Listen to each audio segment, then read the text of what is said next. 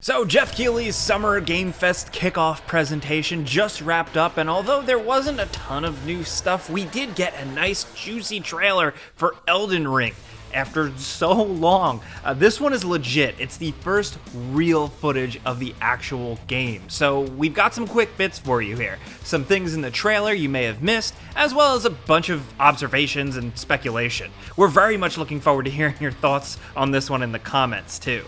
So first off, story-wise, at a first glance, it seems like you are a Tarnished looking for the Elden Ring. The way the characters use the word Tarnished, to me, sounds like Ashen One or Hollow from the Dark Souls games. You are in a fallen world, seemingly with a fallen order, and it's up to you to do RPG stuff. Now, according to the new updated official website we found, you are in the Lands Between. It's ruled by Queen Marika, the Eternal, but the Elden Ring is shattered, and Marika's demigod offspring took the ring shards, and they're called Great Runes, and triggered a massive war that tore this world apart. Someone must extinguish thy flame, is said by an unknown narrator in the game. A winking nod, or does flame play an important role in the lore of this game as well? Just speculating. Now, we did catch glimpses of what look like different characters and character builds with different movesets, so it looks like, once again, your character is totally up to player choice, but way more. We'll get to that in a bit. One of the biggest things, of course, the change up to the From Software formula is a bigger open world with horse traversal. We've known about this. Creator Hidetaka Miyazaki has talked about this publicly. We saw some leaks of it a few months back, actually, with some footage, but here it is, front and center, just a big old horse. It looks like you can summon this mount at any time. And judging by the landscapes we see in multiple shots here in the trailer, it does look like you might spend a lot of time on this guy. Here's hoping he doesn't get killed off like the Red Dead 2 horse or Artax from Neverending Story. I'm not ready to handle that. Anyways, it looks like the horse can navigate difficult terrain, possibly jump on command, which is really nice, and also use jump portal type things to traverse long distances or just massive differences in elevation like scaling cliffs, which is pretty cool and convenient, especially for a game I'm betting won't be very convenient most of the time. But this open world is said to be seamlessly connected, from complex, spooky dungeons to large fantasy landscapes, according to the game's official website. The giant tree at the start of the trailer looks very similar to either the enormous tree that you can see from the Firelink Shrine in Dark Souls 1, and the ruined landscape is very reminiscent of the desolate and destroyed version of the Ringed City in Dark Souls 3. Now, knowing how this series usually works, everything we see in the background that's notable can hopefully, probably, be visited at some point. The world looks way bigger and more open than anything seen in previous From Software games. Now, speaking of that horse, we also got a glimpse of mounted combat, which potentially can be very exciting and a big new change for FromSoft games. Along with that, we also saw a moment where stealth looks possible. It seems confirmed from the website. Stealth builds are a thing. The crouch looks suspiciously similar to what you do in Sekiro. It also seems like your character can jump both around town and in combat, which is great.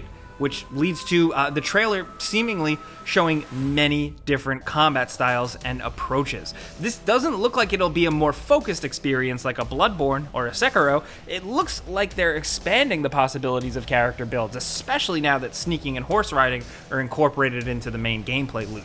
Many weapons are shown, and this seems to be some of the biggest game changers. We've seen spears, great swords, bows, a whip, these double things at 214, a giant hammer at 216, a magic staff at 226 time in the trailer, what looks like arm blades or punch daggers or claws at 228, and of course, all kinds of swords and shields. So build variety is definitely back in the game, especially with a nice dash of weird magical stuff too. At 127, the player charges up some kind of special attack. It's either some kind of magic ability, or it's possible that Dark Souls 3 style weapon arts are back in the game.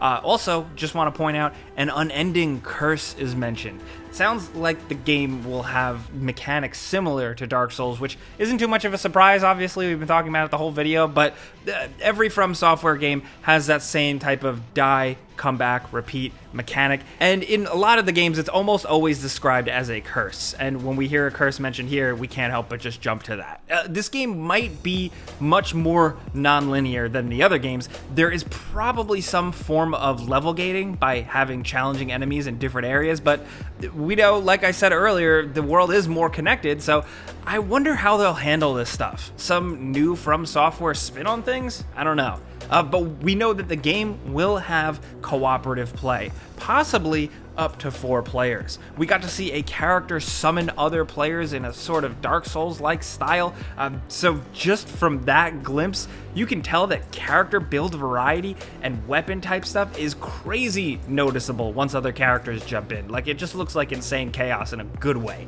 The Bandai Namco website does reference, and I quote, calling upon your allies for aid, and I wonder if you can also get AI companions. Who knows? There appear to be actual NPCs in the world in this one, and possibly they aren't enemies, just people who inhabit this world. Other characters would show up in the world of Dark Souls and stuff, but they were all specific characters rather than pedestrian type characters, and they could all be enemies, however. Now here we have like the walking creature with a bell. What could that purpose possibly be? Are the bells his testicles? Or should I go for smarter speculation? You know, bells are a common motif in the Souls game, so it could be significant, or it just could be a weird detail. I don't know.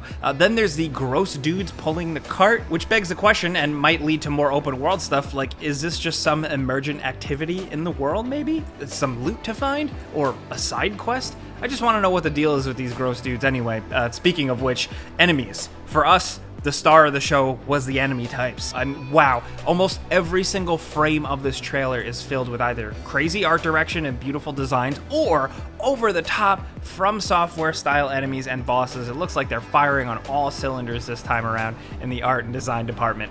My goodness, some are super gross and spooky, some fill up the entire screen, and all of them look great. We also got a nice look at a big, gross bad guy with a bunch of arms and hands. This was actually the guy who was teased, seemingly, during that first Elden Ring cinematic trailer that you've probably rewatched 1,000 times. We can't wait to get our ass kicked by him. Now, thanks to the trailer, we got some great official art and a really cool poster with this ring motif where it's not just one ring, which could lead to more story-type speculation. But anyway, we do know it's going to be for PlayStation 5, PlayStation 4, Xbox One, Xbox Series X and S, and PC on Steam. And as of right now, the release date is January 21st, 2022. Which is pretty sweet. Now, we have talked in the past about the pandemic and people working from home and development for a lot of studios being slowed down. So there's still a lot of people speculating that this could be delayed, but let's hang on to hope for a second and let's just hope that this release date sticks and we got something really cool to play in the winter, because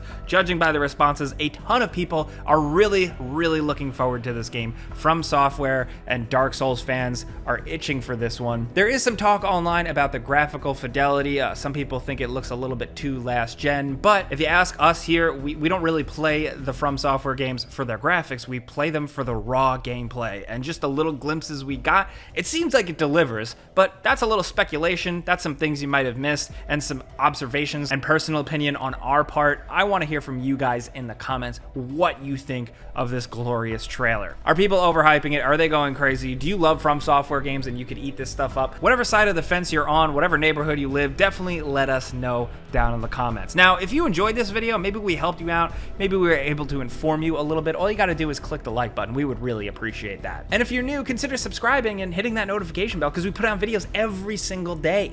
But as always, thanks for watching. We'll see you guys next time.